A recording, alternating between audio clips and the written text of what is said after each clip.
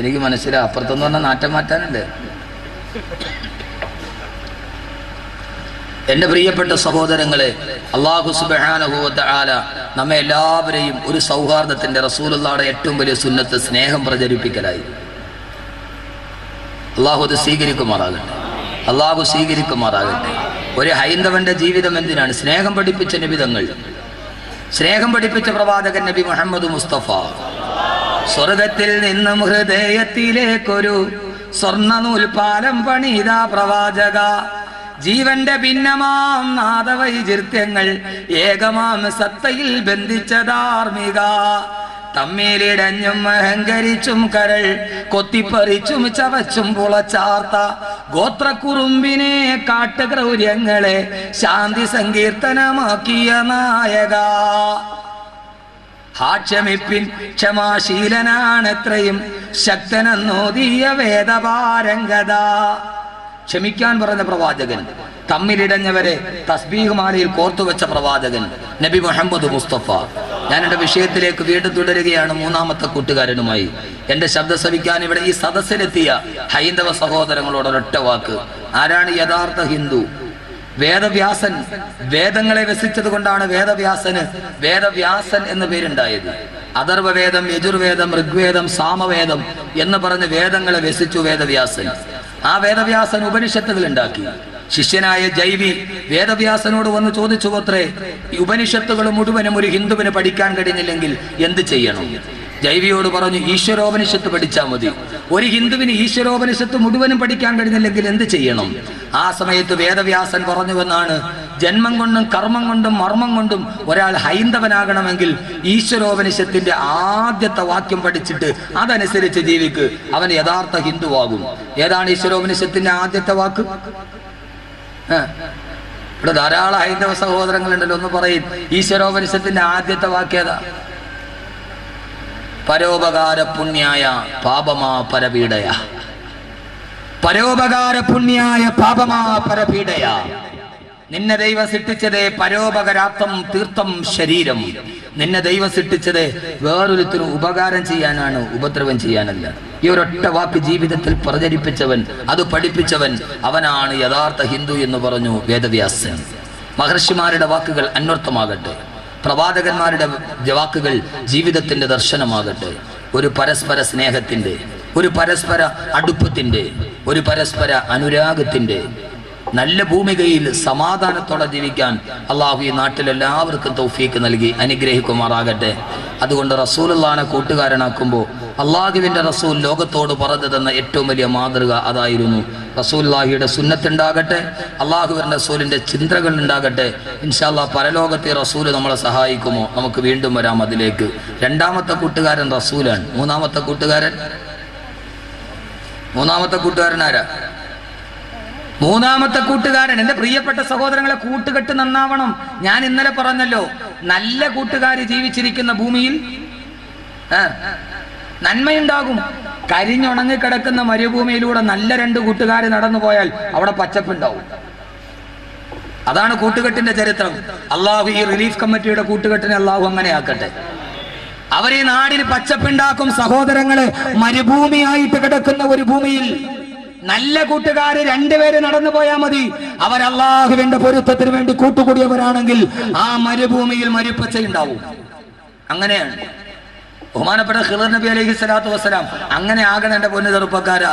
ചുമ്മാ സിനിമ കാണാൻ പോകാനും പട്ടച്ചാരായം കുടിക്കാനും ആഭാസം നടത്താനും ഫുട്ബോൾ മേള നടത്താനും വേണ്ടി മാത്രം കൂട്ടുകൂടിയാൽ പോരാ. അള്ളാഹിന്റെ ദീനിന് വേണ്ടി കൂട്ടുകൂടണം. അങ്ങനത്തെ കൂട്ടുകാർ ജീവിച്ചിരിക്കുന്ന സ്ഥലം അവിടെ വല്ലാത്ത സമൃദ്ധി ഉണ്ടാവും. ഇപ്പൊ ഇവര് പാവങ്ങളെ സഹായിക്കാൻ വേണ്ടി കൂട്ടുകൂടിയതാ. ഇതിന്റെ സമൃദ്ധി ഈ നാട്ടിൽ ഈ പള്ളത്തുണ്ടാവും തീർച്ച. അള്ളാഹു അങ്ങനെ ആക്കട്ടെ. ഞാൻ വെറുതെ പറഞ്ഞില്ല, ചരിത്രത്തിന്റെ ആധാരത്തിലാണ്. ആരാ? ഖിളർ നബി അലൈഹി സ്വലാത്തു വസ്സലാം. ഖിളർ നബിക്ക് ഖിളർ എന്ന് പേര് കിട്ടാൻ തന്നെ കാരണം, ഖിളർ നബി ഒരു മരുഭൂമിയിൽ ഇരുന്നാൽ അവിടെ പച്ചപ്പുണ്ടാവും. ഇന്ന് ജീവിച്ചിരിക്കുന്ന മഹാനാണല്ലോ ഖിളർ നബി അലൈഹി സ്വലാത്തു വസ്സലാം. ഖിളർ നബി ഒരു മരുഭൂമി പോയിരുന്ന അവിടെ പച്ചപ്പുണ്ടാവും. എൻ്റെ പൊന്നു മോനെ, നീ അങ്ങനെയാവും. പൊന്നു ചെറുപ്പക്കാരൻ അങ്ങനെ ആവണം. പക്ഷെ നീ എവിടെയാണെന്നറിയാവോ? നീ എവിടെയെങ്കിലും പുല്ലുള്ള സ്ഥലത്തിരുന്ന് അതും കൂടെ കഴിഞ്ഞു പോകും. നീ ഏതേലും നല്ല പുല്ലുള്ള ഒരു സ്ഥലത്ത് പച്ചപ്പുള്ള പ്രദേശത്ത് നീ പോയാ നിന്നെ കാരണം അവിടുത്തെ പിന്നീട് ഒരു പുല്ല് അവിടെ മുളയ്ക്കില്ല. പക്ഷെ യഥാർത്ഥ കൂട്ടുകാരാരാ? അള്ളാഹുവിന്റെ പ്രവാചകന്റെ യഥാർത്ഥ കൂട്ടുകാരനല്ലയോ ബഹുമാനപ്പെട്ട അബൂബക്കർ റളിയല്ലാഹു അൻഹു?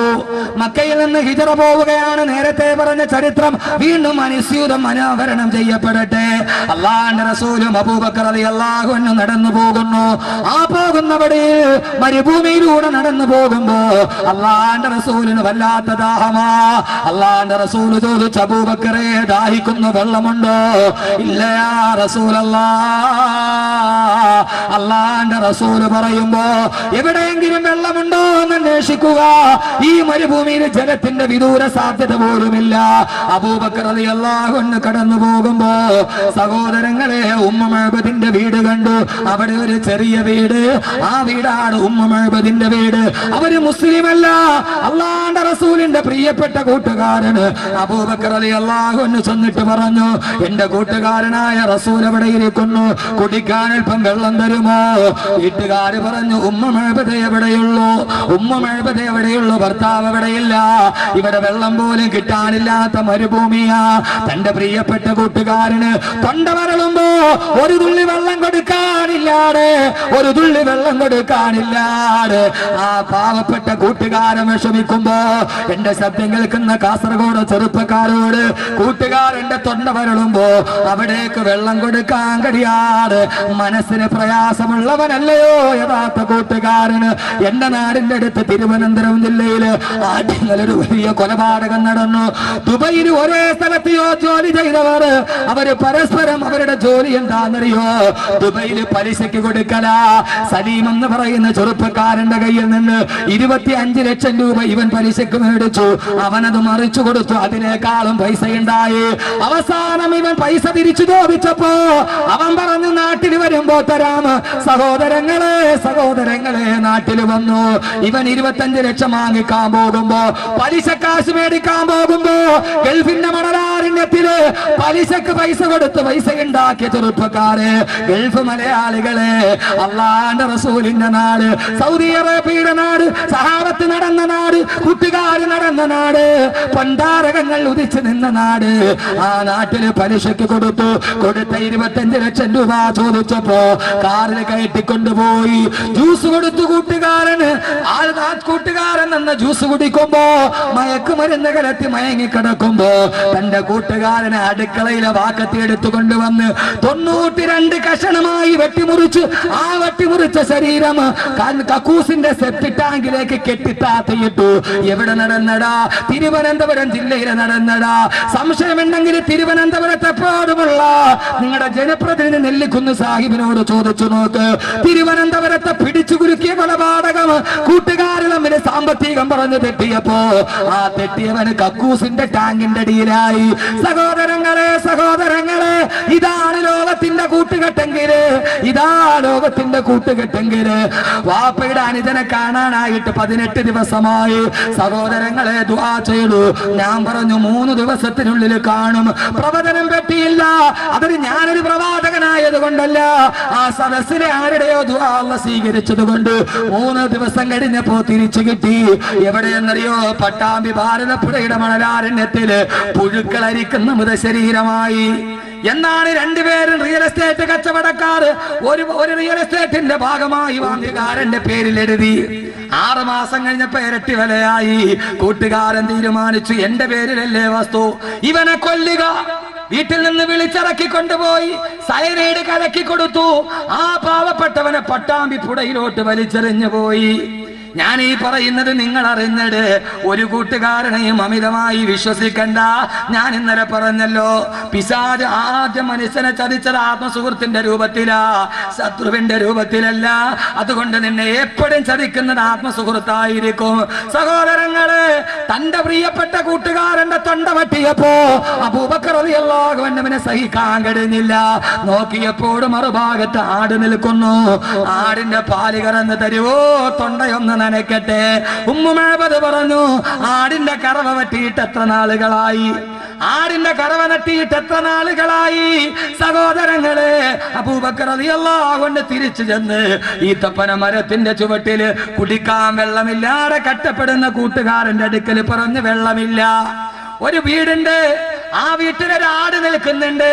പക്ഷേ ആടിന്റെ കറവ തീർന്നിട്ട് മാസങ്ങൾ എത്രയോ ആയി. അള്ളാഹുവിന്റെ റസൂൽ ചോദിച്ചു, എവിടെ അബൂബക്കറെ ആട്ടിൻകുട്ടി? വീട്ടിലോട്ട് കടന്നു ചെന്ന് രണ്ട് കൂട്ടുകാർ, ലോകം കണ്ട ഏറ്റവും വലിയ കൂട്ടുകാർ, അള്ളാഹുവിന്റെ റസൂല് പോയി പാലിന്റെ കറവ വറ്റിപ്പോയ ആടിന്റെ അകിടിലേക്ക് അള്ളാഹുവിന്റെ റസൂലിന്റെ റിസാലത്തിന്റെ കരമൊന്ന് തൊട്ടപ്പോ അതാ കറവ വറ്റിയ ആടിന്റെ പാല് ചുരത്താൻ തുടങ്ങി, പാലം കൊതിക്കാൻ തുടങ്ങി. എത്രയോ പാത്രങ്ങൾ കൊണ്ടുവന്നു, പാത്രങ്ങളെല്ലാം നിറഞ്ഞു, വരുന്നവർക്കെല്ലാം കോരിക്കൊടുത്തു. അവസാനം ആടിന്റെ പാലിങ്ങനെ ചുരത്തിക്കൊണ്ടേയിരുന്നു. സഹോദരങ്ങളെ, റഫീഖൈനി കാലാ ഖൈമത്തൈ ഉമ്മി മഅബദി, രണ്ട് കൂട്ടുകാരൊരു വീട്ടിൽ കിടന്നിരുന്നപ്പോ, രണ്ട് കൂട്ടുകാർ അല്ലാഹുവിന് വേണ്ടി സ്നേഹിച്ചവർ ഒരു വീട്ടിൽ വന്നപ്പോ അവിടെ കറവ പറ്റിയ ആടിന് പോലും പാല് ചുരത്തിയെങ്കിൽ ഈ പള്ളം ഹൈദ്രോസുമാമസ്യത്തിന്റെ കീഴില് പാവപ്പെട്ടവന്റെ കണ്ണീരെത്താൻ, വിധവകൾക്കൊരത്താണിയാവാൻ ഈ പാവപ്പെട്ട ചെറുപ്പക്കാർ ഒരുമിച്ച് കൂടിയിട്ട് അവരുടെ കവറുമായിട്ട് നിങ്ങളുടെ വീട്ടിൽ വന്നില്ലേ? ഇൻഷാ അല്ലാഹ് അല്ലാഹ് നിങ്ങളുടെ വീട്ടിൽ സമൃദ്ധി നൽകും. അവർ അല്ലാഹുവിന്റെ പൊരുത്തത്തിന് വേണ്ടി ഒരുമിച്ച് കൂടിയവരാ. രണ്ട് കൂട്ടുകാർ ജീവിച്ചിരിക്കുന്നിടത്ത് അവര് നല്ലവരാണ്. കറവ പറ്റിയ ആട് പോലും പാല് ചുരത്തുമെന്ന് കൂട്ടുകാരെ കുറിച്ച് അല്ലാഹുവിന്റെ വിശുദ്ധ ഖുർആൻ